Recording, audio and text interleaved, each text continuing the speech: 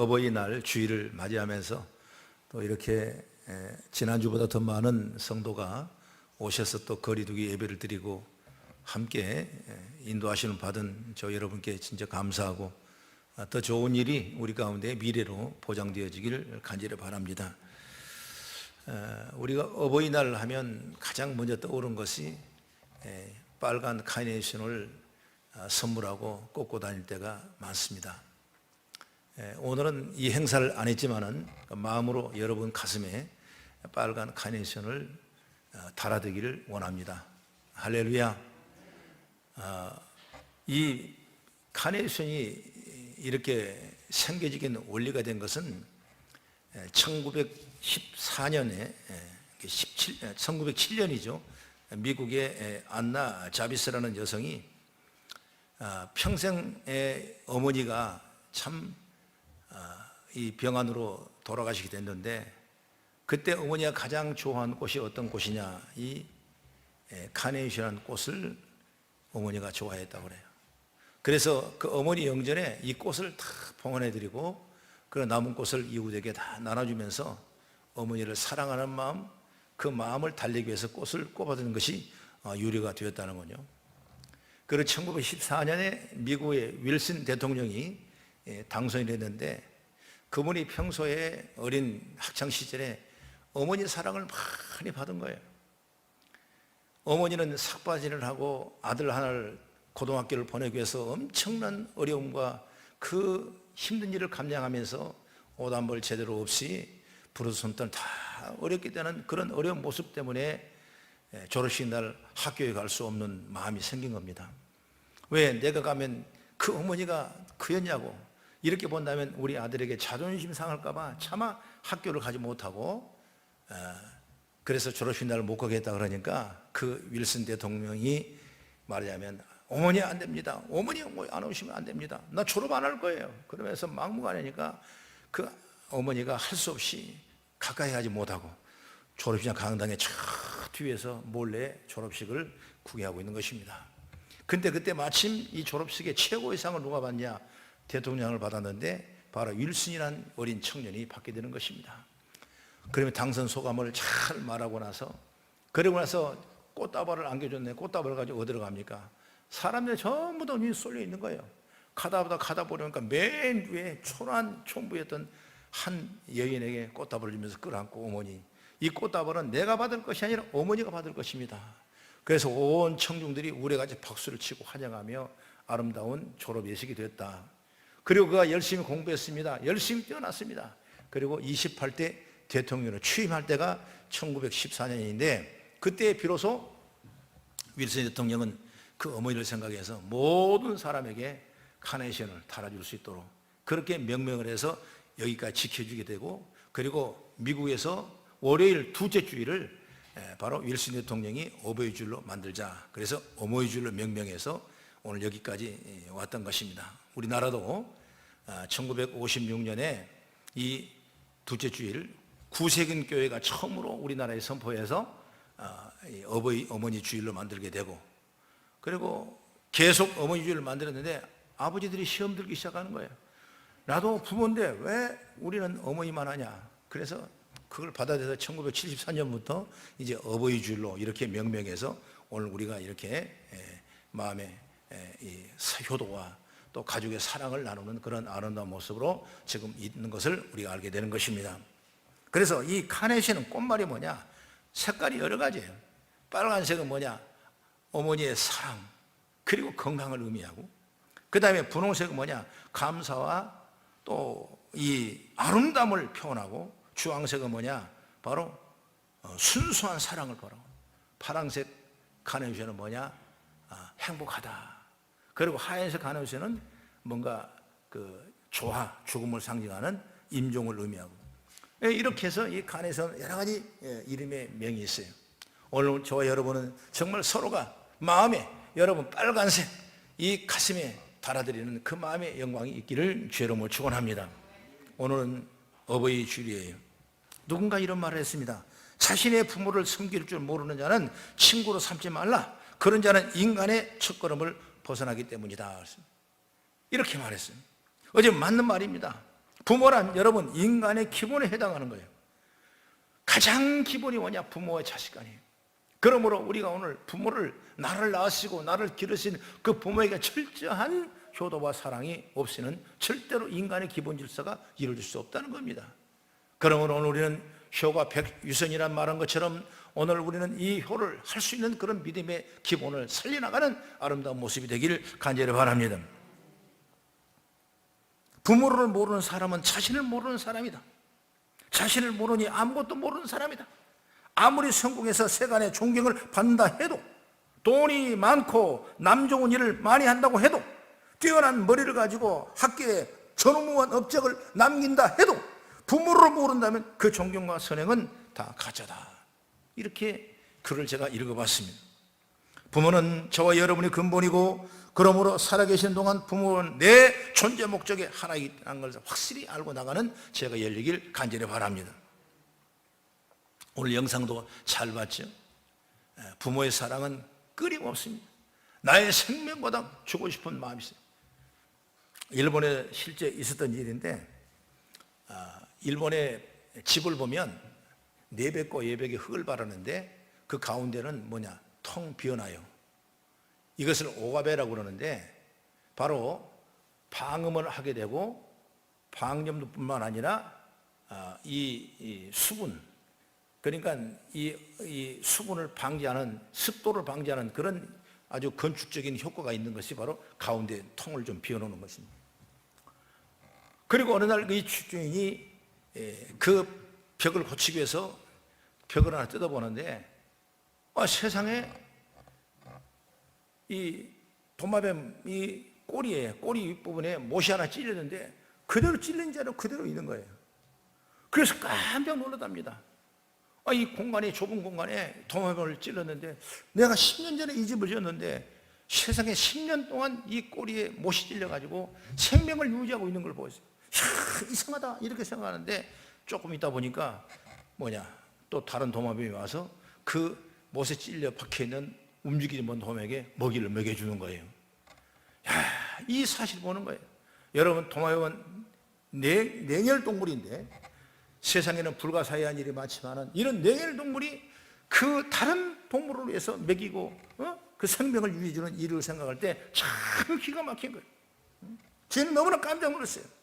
그래서 저는 그 얘기를 읽어보면서 이 두 마리는 도마뱀은 어떤 관계일까? 두 마리 도마뱀이 어떤 관계일까? 우리 성가대 보면 애인 관계일까? 또 친구 관계일까? 여러분, 이것은 애인 관계도 아니고 친구 관계도 아니고 어떤 관계도 아니에요. 바로 이것은 내가 볼 때는 분명히 어미의 도마뱀과 자식의 도마뱀이에요. 자식이 길을 잃어버리고 자식이 묶여있고 자식이 꼼짝 못했을 때 그 생명을 유지하게 끊임없이 매일마다 10년 동안 먹이를 물어다 주면서 그 어린 도마뱀을 양육했다는 것을 보면 그 부모의 사랑, 우리가 말하는 어머니의 사랑 아니면 이룰 수 없는 거라고 저는 믿어 의심치 않은 줄 믿으시기 바랍니다. 여러분, 이 사실을 한번 보십시오. 우리가 오늘 다시 한번 하나님 앞에 어버이 주를 맞이하게 됐습니다. 이 어버이 주일에 우리는 아버지 어머니를 주신 하나님 앞에서 우리의 아버지에 대한 더 귀한 은총을 우리가 생각하고, 그리고 그 사랑을 더 생각하고, 그리고 이 사랑을 후대에도 전해주는 그런 믿음의 역사가 오늘 저 여러분을 통해 일어나길 축복합니다. 이것이 가장 바른 어버이 주일이고 우리가 가정에 일어나는 가장 최고의 지선이라고 저는 믿어 의심치를 않습니다. 그러면 첫째로 오늘 말씀을 통해 우리가 받아야 할 몇 가지만 잠깐 말씀드리는데, 뭐냐? 첫째로 나이 드신 어버이의 자리를 우리는 회복해 시켜드려야 된다. 할렐루야. 여러분, 요즘의 어르신들은 참 어려움을 많이 당하고 계세요. 물론 국가에서 여러 가지 보조와 여러 가지 혜택을 많이 주지만은 그게 중요한 것이 아니라 그 마음 자세에 외로움이라는 게 너무나 가득한 거예요. 자식들은 다 키워놨죠. 젊으면 잃어버렸죠. 내 헛몸 내 가지지 못하죠. 내 정신은 자꾸 멀어지면서 자꾸 실수할 수밖에 없는 것이죠. 여러분, 누가 나를 이해해 줄 사람 아무도. 그렇기 때문에 자꾸 외로워지는 거예요. 서울에 가면 종묘공원이 있고 탑골공원이 있는데 거기 가보면 매일마다 어른들이 가득 모입니다.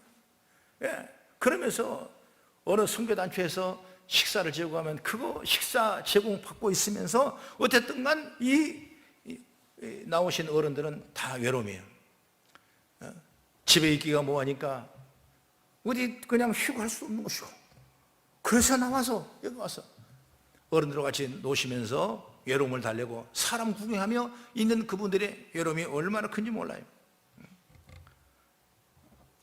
어찌 보면은 효도가 뭐냐? 모든 어버이를 모신 자식들의 의무요, 인간의 도리가 효도인 줄 믿으시기 바랍니다. 내가 가끔 얘기하지만 세사불고 충효의 인생공로 시비가 아니라, 우암 송실 선생님이 썼던 필적인데 제가 그거를 한문을 많이 써봤어요. 세상에 일이 너무나 많다. 그러나 충화, 효, 나라의 충성과 부모의 효도한 거 외에는 다 시비 걸어낸다. 이거 외에는 시비 걸어다. 그러므로 우리가 오늘 내가 시비거리 없는 이 세상에 살아간 일이 있다면 나라에 충성하고 부모의 효도하는 것이 최고 지선이라, 이렇게 말씀을 의미할 수 있는 것입니다. 예전에 철부지했을 때는 부모의 말을 듣지 않고 불효하는 게 많았어요. 그러나 일단 결혼을 하고 자식을 낳게 되고 내가 나이가 들어가면 그때야 부모가 나를 어떻게 사랑했는가를 내가 깨닫게 되면서 그때야 부모의 사랑을 하는 거예요. 여러분, 그러므로 돌아가시면 아무 필요 없는 거예요.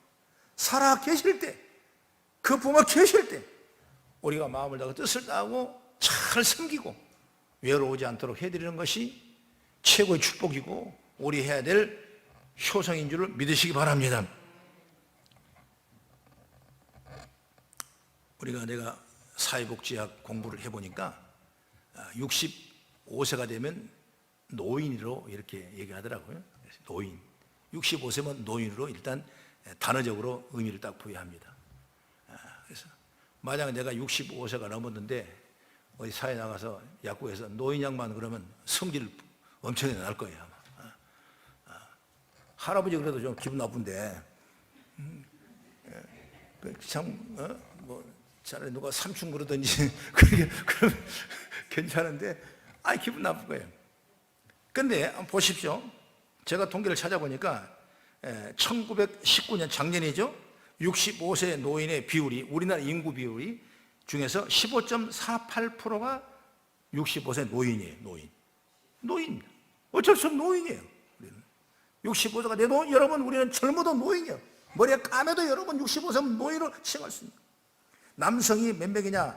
345만 7,689명이고 여성이 456만, 여성이 많아요. 69만 명이에요. 그래서 우리 노인이 800만 26,915명이 노인이었습니다. 여러분, 이 노인이 앞으로 10년 후에는 여러분 젊은이가 100명이 30명 노인을 부양해야 할 수밖에 없는 엄청난 이 사회적인 요구가 필요된 걸 믿으시기 바랍니다. 이 통계가 뭐냐? 바로 노약자가 점점 많아진다는 거예요. 여러분, 복지사회, 좋은 사회, 잘 사는 사회가 뭡니까? 여러분, 노약자가 마음에 어려움이 없이 마음의 행복을 느낄 수 있는 그런 믿음의 자세가 여러분 복지사회는 거예요. 여러분, 잘 사는 사람이 많아지고 좋아지고 건강하고 지배하고, 이것이 여러분 복지사회가 하는 것입니다. 빈부격차가 줄어들고 어쨌든 간 노약자가 더 힘을 얻고 살 수 있도록 그런 자세가 바로 복지사회는 것입니다. 여러분, 젊고 있고 많은 가진 사람은 웬만하면 자기 마음대로 모든 일을 할 수가 있어요. 그러나 여러분, 노약자가 되면 여러분 아무것도 할 수가 없는 거예요. 그때 누가 해줘야 됩니까? 여러분, 우리들이 그 일을 감당했을 때 그것이 바로 진정한 복지사회로. 할렐루야. 그러므로 우리가 정말 오늘 이 시간 아버지를 생각하면서 우리는 선진국이라고 얘기하는데 과연 우리가 선진국인가? 어찌 보면 서민 위주의 정책을 잘 써서 진정한 21세기 복지국가를 이루어가는 그런 일들이 오늘 일어났을 때 노인과 노약자가 정말 존경을 받고 성경을 받고 필요에 따라 채워주는 역사가 있는 것을 믿으시길 간절히 바랍니다. 하나님은 이처럼 노약자에게도 큰 은혜를 주시기를 원하신 분이 우리 하나님이세요. 도움이 없이, 주변에 도움이 없이 행복할 수 있을 수가 있을 때 노약자가 행복하십니다. 그래서 오늘 본문에 뭐라고 그랬어요? 노인의 얼굴을 공경하라, 그렇게 말씀했어요. 오늘 그 메시지입니다. 노인이 공경되지 않는 나라는 국민 소득과 상관없이 선진국이 아닙니다. 노인이 소외되는 복지사회는 거짓입니다. 그런 가정은 행복한 가정이 될 수 없습니다. 그러니 먼저 믿는 사람들의 가정에서부터 노인의 얼굴을 공경하는 그런 믿음의 자세가 우리에게 필요하다는 사실을 확실히 알기를 간절히 바랍니다. 내 부모뿐만 아니라 모든 노인들을 내 어버이로 생각하고 노인의 얼굴을 공경하는 것이 믿는 이의 기본이라는 것을 여러분 기억해 주십시오. 그 다음에 두 번째, 아이들에게 위아래를 분명하게 가르쳐 줘야 돼요. 위가 뭐고 아래가 뭐인지를 지금부터 어릴 때부터 여러분 깨달아 줘야 돼요. 그래서 오늘 본문에 어떻게 말하면 너는 센 머리 앞에 일어서고, 이런 말씀이 있죠. 이 말은 뭐냐면 위아래가 분명해야 된다. 어른들이 앉을 수 있도록 우리는 일어서야 된다. 이 의미란 말이에요. 나이 드신 그 자체로 대접을 받아야 된다, 이 말씀이에요. 이것이 우리 한국 교회에, 여러분 한국 사회에 이것이 교육화돼야 되고 어른이 존경받은 세상이 될 수 있기를 간절히 바랍니다. 옛말에 조선 경삼이라고 했습니다.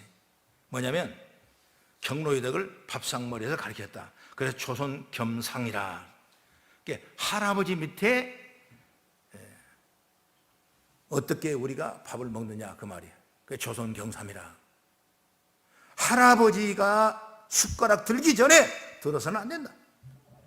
할아버지가 차 안에 손을 대기 전에 안 된다. 맛있는 별식을 떠주기 전에 손을 대서는 안 된다. 식사 자리에 먹고 싶은 것을 참아가며 배우는 겁니다. 그렇게 하고 나면 노인이 얼마나 지엄한가를 뼈에 스미도록 여러분 배우게 된 줄 믿으시기 바랍니다. 지금은 세상에 너무나 다변화돼서 노인 나중에 잡수고 애들이 먼저 먹어야 되고, 이게 많이 교육이 바뀌어진 것을 우리가 많이 볼 수 있는데, 우리 어른들의 모습을 통해서 우리가 받아야 될 지혜를 통해서 정말 어른을 섬기는 그런 찬 앞에, 식사 앞에 우리가 어떻게 되는가, 이게 우리가 참 중요한 것입니다. 어린아이에게 요즘에는 만사가 자기 위주로 돼가 있습니다. 내 뜻대로 가기를 원하는 거예요. 노약자석에 앉지 말라는 가르침을 수용하지 못할 뿐만 아니라 기분이 상했다는 이유로 어른을 밀어떨어가지고 절명해하는 그런 일이 가끔 뉴스에 나는 걸 보게 되는 것입니다. 아이들은 자기 하고 싶은 대로 하려는 거예요. 그것을 훈계하고 교육하고 가르칠 수 있는 그런 마음이 있어야 돼요. 어제 어버이날이라고 우리 막내 아들이 집을 찾아왔더라고요. 손자를 데리고 왔어. 나는 아들보다 손자가 더 좋으니까 손자를 이렇게 보는데, 한 번 30분만 놀아줘도 그게 참 피곤하더라고. 피곤해. 그때 어떻게 도망가야 되나 이러만 연구를 하고 있는데, 볼 때는 예쁜데 한 30분 몇 개 놓으니까 무서웠더라니까. 안 돼, 내 마음대로 안 돼. 어떻게 힘이 센지 말도 못하니까 힘으로 밀어내려고 그러는 거예요. 그러니까 확실히 제가 할머니가 이제 띠를 가지고, 요즘은 어머니들은 요즘 신세 엄지는 띠도 뭐 앞으로 떼가지고 이렇게 굴두고 다니더만, 근데 옛날 우리는 다 업어서 이렇게 띄었잖아요. 그러니까 그것이 숙달해가 할머니가 띠를 가지고 이렇게 이제 업었어. 그러고 교회를 한 바퀴 돌고 왔다 갔다 하면서 하니까 좋아가지고, 근데 할머니는 힘들잖아. 그러니까 내려놓으니까 짜증을 내는 거야. 그러면서 띠를 들으면서 이거 또 입혀달라, 이거 또 입혀달라, 빨리 이거 빨리 해라, 이거 빨리. 이 말을 못하니까 이거. 그러니까 할 수 없이 또 갔다 또 얻고 이제 다니니까 그때 잠을 자는 거야. 참 요즘은 시대가 애들 하는 대로 해줘야지 여러분 우리 마음대로 해서는 안 되겠더라고요. 그러나 분명하게 우리가 알아먹을 때 가르쳐야 돼. 커나가면서 지혜를 얻는다고 선이 뭐고 후가 뭔가를 우리가 가르쳐야 돼. 그래야 하나님의 영광이 정말 가정에 임하고 우리 삶 속에 임하게 될 줄 믿습니다. 정말 그랬을 때 우리 사회는 제대로 온 방향으로 가는 것입니다. 우리가 노인을 생각하면서 잊지 말을 것은 나도 언젠가 노인이 된다는 사실입니다. 나 노인 됩니다. 여러분 10년이라는 세월이 강산도 빼는 건 긴 세월이라고 하지만 지나놓고 보면 눈 깜짝할 새게 지나가는 거예요. 여러분 20년만 지나면 30대가 50대 됩니다. 50대가 여러분 70대 되는 20년 지나면 우리 교회가 세운 지 20년 조금 넘었으니까 금방이에요. 금방 60대가 되면 80이 되는 거예요. 어메, 내 나이가 얼마예요 지금? 20년을 생각해보세요. 상상을 못하는 거예요. 여러분 이렇게 급속도로 여러분 세월을 빠르는 거예요. 다 노인이 근장되는 거예요. 그걸 우리 생각한다면 우리가 지금도 교육을 잘해서 이런 노인의 훈계사상을 잘 받고 복지사회로 갈 수 있는 그런 놀라운 은혜가 우리에게 임하게 될 줄 믿습니다. 이걸 아이들에게 우리가 가르치는 것이 지혜예요. 할렐루야. 젊음을 다 바쳐 키워놓은 후에 늙었다는 이유로 소외되는 건 인생에서 가장 큰 서러움이에요. 자식에게보다 부모에게 최선을 다하십시오. 돌아가신 후에 흘리는 눈물은 아무 소용이 없어요. 그리고 아이들에게 위아래를 분명히 가르쳐야 됩니다. 이것이 성경적이고 신앙적이고 여러분 살에 갖춰야 할 기본이에요. 선과 후가 있어요.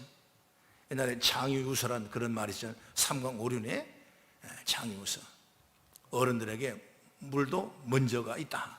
이런 의미로 예를 들어서 얘기를 많이 하는 거죠. 여러분 이런 질서가 지켜지는 사회에 자라난 아이들의 미래가 행복한 것입니다. 우리를 위한 최선의 선택이라는 말씀을 우리가 들을 수 있어요. 여러분 효는 천번 만번을 외쳐도 부족함이 없는 거예요. 서울 청와대 앞에 보면 여기서 본 왼쪽 편에 효자동이라는 그 동네가 있습니다. 바로 효자동. 그 부르게 된 이유가 있는데 어떤 할아버지가 주무시다가 손자를 이불 속에 깔아서 죽이고 말았어요.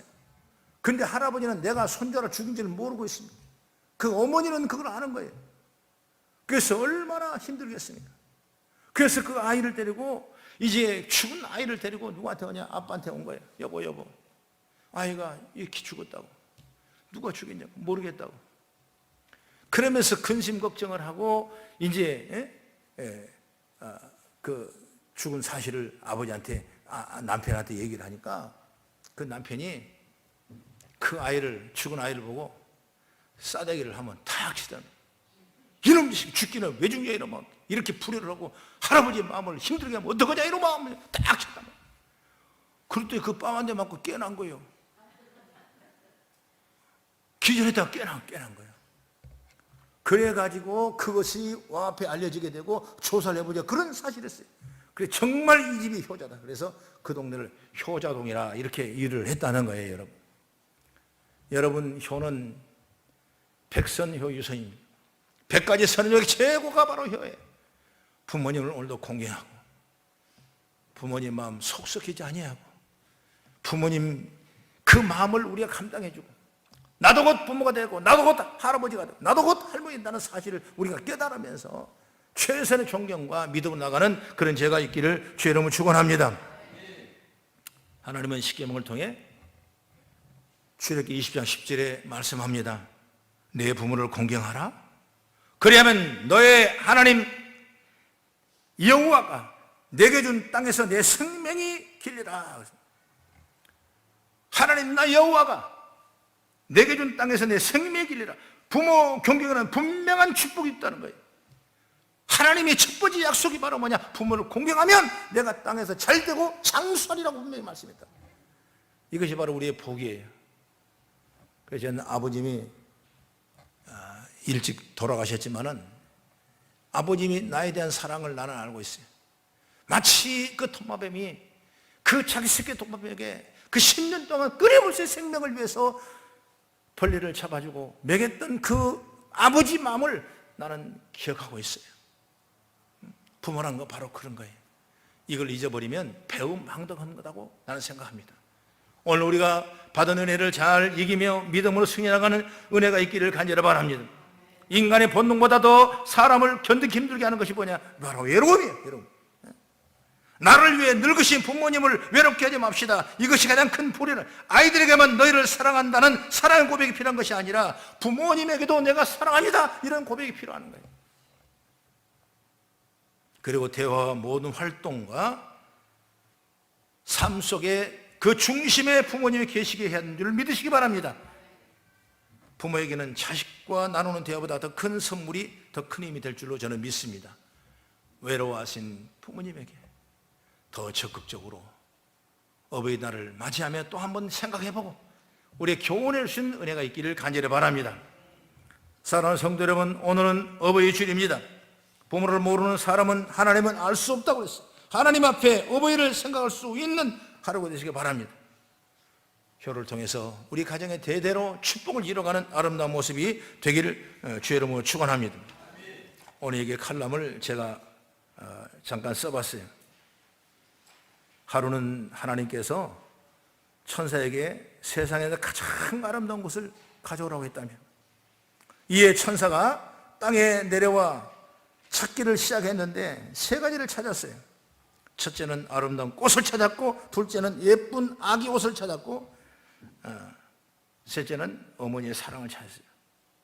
천사가 이 세 가지를 광주리에 담아 하나님께 가는 사이에 꽃은 시들어 버렸습니다. 아이는 다 성장해서 예쁜 옷을 입을 수 없이 됐어요. 어머니의 사랑만 시들거나 사라지지 아니하고 그대로 있었다, 그런 얘기를 제가 잠깐 썼습니다.